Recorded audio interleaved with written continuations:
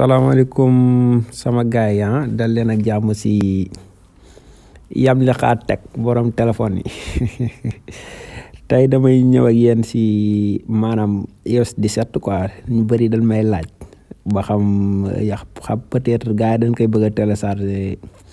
dañu bëgg a mise à jour seen téléphone iOS 17 mais du ko nangu quoi tey damay ñëw ak yéen si maanaam téléphone yi nangoo jël iOS 17 quoi waaw fi mu commencé ba fi mu yam quoi mooy loolu noonu man XR laa yore mais sama téléphone mën na kaa jël XR mën na koo jël quoi mise à jour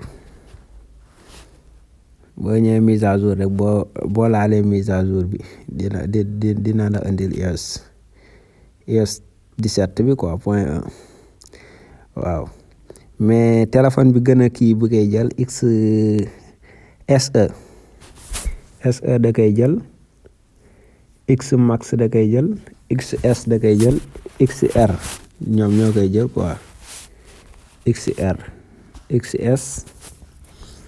ak XS Max quoi ñooy téléphone yi gën a suufee yu koy jël ak SE jëm kaw mais boo yoree X simple jëm suuf mënoo kaa am quoi X simple 8 jëm suuf quoi mooy loolu